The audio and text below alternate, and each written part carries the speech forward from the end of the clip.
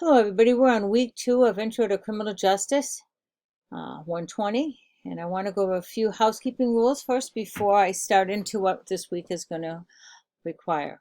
The first thing I want to go over is that I need to make sure that if your paper is going to be late or any of your work is going to be late, that you notify me prior to the date that it's due or the time that it's due.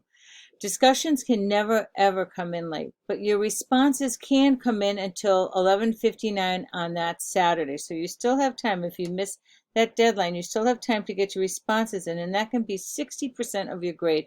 So don't give up.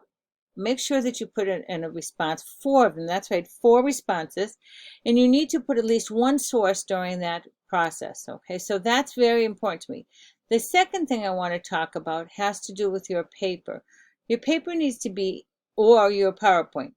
Your paper needs to be APA format, and it needs to be a minimum of 4 pages of content. That means I need to have a front sheet and a back sheet. The front sheet will have the introduction and name. The back sheet will have all your sources and sites, and the 4 pages in between will be of content. APA format, and it can't be 3.5 pages. It can't be 3 pages. It can't be 2 pages. If you find yourself struggling to fill that out and you cannot figure out what else to put in there, you need to text me or email me and I will help you. And this is where time management really helps. You should be already starting your paper or already starting your discussion responses the minute you finish your last one. And so if you contact me, I can help you with that. If you can't figure out what to write about, I can help you find sources.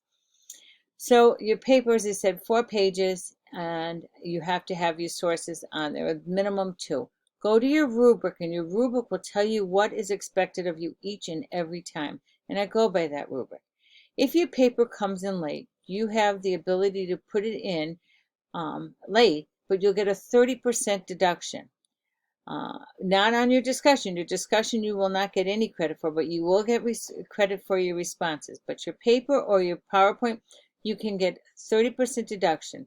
The minute your paper comes in late, if it's 1 minute after, across the top of my headline, it goes late, late, late. So keep that in mind. But if there's a legitimate reason, I will be more than glad to work with you. But you need to help me help you.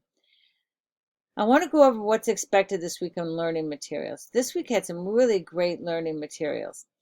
The first thing I wanted to talk to you about is the statistics, which was Anne Milgram. She talked about why statistics are important. And when we think about this and when you watch this video, make sure you note that there's transcripts on the side and you can use those transcripts to your benefit. And that the reason that this is important, why statistics are important, is because it helps us figure out what causes crime, how do we fix it. If we had the perfect answer for this, we would be able to make sure there was no crime, but there is no perfect answer. When you're watching this, think of Eric Gardner. Eric Gardner was part of the New York City Police Department's broken window theory. They went by the perspective that if you take care of an area and you make an area look nice and you take care of the small crimes, the big crimes won't happen. Well, the small crime that Eric Gardner committed was he was selling single cigarettes, or what they call loosies. Was there a better way? Could have this been handled without an arrest, and could it have been a citation? Here you go. Here's a fine. Move on. Have a nice day. Instead, Eric Gardner died. So you have to ask yourself, did the ends justify the means? And that's really important to look at. Do the ends justify the means? The next video you're going to be looking at is social theory and crime. I found this to be a really interesting video, and it had a lot of great information. And this is where you really should be looking at the Eric Gardner cases, the theories on crime and the social theories on crime. And I think it will help you be able to write your paper on this as well. So make sure you watch at least these 2 videos, read your chapters, and then you'll have all the information you need is given to you here to do a great job on your discussions, your responses, and your reports.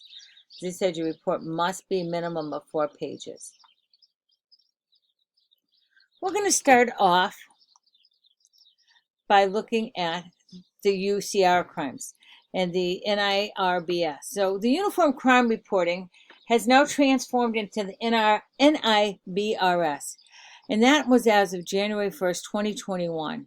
18,000 law enforcement agencies voluntarily report data on crimes brought to their attention. Notice where I say to you brought to their attention, because there's a lot of crime that's not brought to their attention. And there's a lot of reasons why people don't bring something to their attention. They don't want to be have the spotlight on them that they're in an area that they shouldn't have been. They don't want people to know certain parts about them, or they're afraid that people will think lesser of them. Our elderly, why do our elderly not report being victims of crime? Very often you'll find an elderly think that people will look down upon them as not being able to take care of themselves, and they lose their ability to be independent. Juveniles won't report it because they might have been at a party they shouldn't have been at. There's so many reasons. People who are here illegally might not want to report it because they don't want to be forced by ISIS to go back. Or you could be looking at people who are gay, who are afraid that the community is going to find out about them and they're not ready to be known. So there's so many different reasons on this. Some of them have to do with financially. If you don't report it, then the person who is committing the crime against you, such as domestic violence, they continue to pay. Or some people in domestic violence don't know that it's a crime to be a victim of domestic violence. There's so many reasons. But under the NIBRS, there's 8 major crime classifications.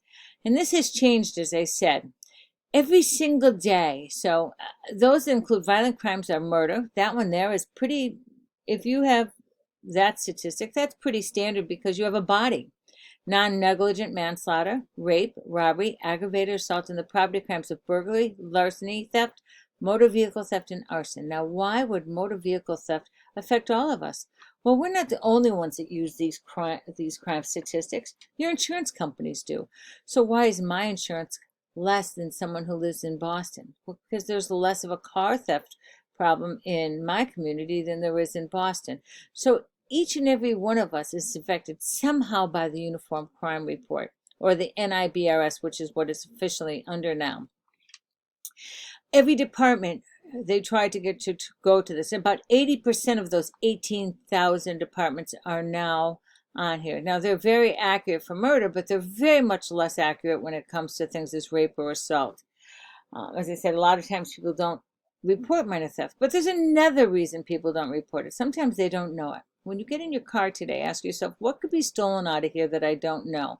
And I'll give you an example of a case I had. I had someone who left their night deposits, well, actually their weekly deposits, in their unlocked car in their driveway. And their car was broken into, and it was stolen. Now, it was $36,000, and this all came back. We were able to get it back, along with other stuff that came from probably 40 to 50 other cars that were broken into, that people never reported their cars being broken into because they didn't realize that things were stolen. You know, change or pocketbooks. Why people leave pocketbooks in the car, who knows either. But, you know, things that had been left in there, CDs, and that was a long time ago on CDs, but different things, computers. They think they misplaced it somewhere and they don't report it, or they don't even realize it's missing. So the next time you get in your car, say, what's in here that I wouldn't even know was missing? Long-term analysis of the data is important, but it's questionable. You can look at it now. What used to be where people would use just stick-em notes, and now it's much better to be able to use this. Let's look at the areas that require more personnel. So if you have a community that has certain areas of it that have more crime than others, what are we going to allocate to that area? Also, it has a lot to do with how you're going to get some of your grants, and that's really important as well. So recording now is much better. As I said, they do it, it's much more effective. And there is, the summary reporting system has been existent since 1920s, but now we are much farther ahead. And they've been trying to make it go to the NIBRS since the 80s, and we're almost there. The difference in the two is, one of the big difference in the two is that the UCR data collection, only if say that a person was murdered, but they were also raped and robbed, you would only know about the murder. You wouldn't know about the raped and robbed. Now you can have 10 incidents per, 10 things happen per incident. So you could have a rape, a murder, a robbery, 10 per incident. And that's really important to know because we didn't have that information before. The transitioning has happened and it's going well. To get this happening, the FBI, or actually the federal government, said we're going to give you $120 million to get this working. So it has been, the transition started effectively 2015. They put the deadline as 2020, changed it because of the pandemic to 2021, and we're pretty much at 80% is being covered by that.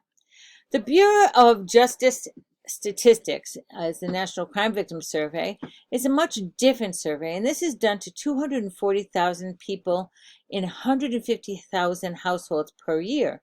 It's collected anonymously, and the information that's in there has to do with rapes, sexual assaults, robbery, aggravated, simple assault, personal larceny, and household property, burglary, trespassing, motor vehicle theft, and other types of theft. What is not reported is murder, because we already know that through the UCR. There's, that is done. And besides, if you're murdered, you can't take the survey. Just going to throw that in there. In that survey, they're going to go for age, sex, race, and Hispanic origin, marital status, education level, and income. On the having to do with the offender, they're going to go for the age, race, Hispanic origin, sex, and victim-offender relationship, characteristics of the crime, time and place of occurrence, use of weapons, nature of injury, and economic consequences. And whether or not the people have reported to the police. Now you think, they call this the dark figure of crime. The dark figure of crime is a term that is used by crime experts and sociologists to illustrate the number of committed crimes that are never reported. This happens more frequent than you would imagine. The National Crime Victims Survey said in 2014 that 54% of all violent victimizations and 63.3% of thefts were not reported to the police. Also, in 1993, the rate of property crime declined by 351% to 131%. This is, it's mind-boggling, the numbers, how they change. So, the crimes, we've talked about what's reported. The next thing I want to go to is our next study. And all of this you can get by in all the readings that you have. Remember, you must get your discussion in on time.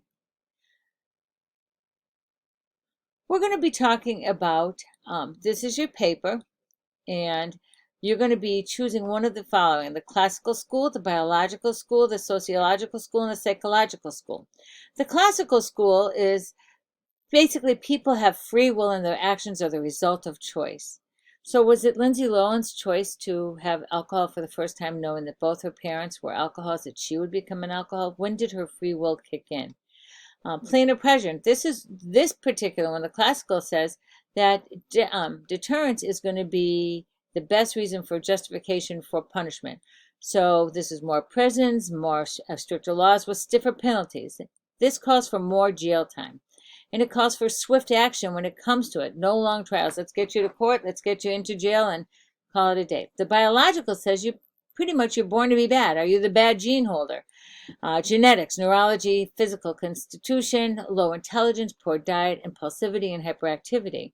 Are you ADHD? I'm ADHD and I am not a criminal. So it doesn't necessarily mean that, but it says that these are the things, biological theories, how people commit crimes. Sociological says society makes it, where you live, how you're brought up, what is your norms that you were brought up with. Psychological is behavior as a result of individual differences in thinking process, such as how are you with empathy? How do you look at crime? Do you look at two people look at crime and say that's a crime and that's not a crime? We see that today in the January 6th insurrection. Some people think that it was a crime. Some people think it was good Americans. Everybody's looking at it differently. Criminal behavior that's viewed as good. So you have to say to yourself, how do you look at it differently? It's a theory says it's a result of individual differences in their thinking process. So I hope that this finds you all well. If you have any questions, please feel free to contact me. Again, I'll send you my email and my telephone number. You can always text me. Best of luck.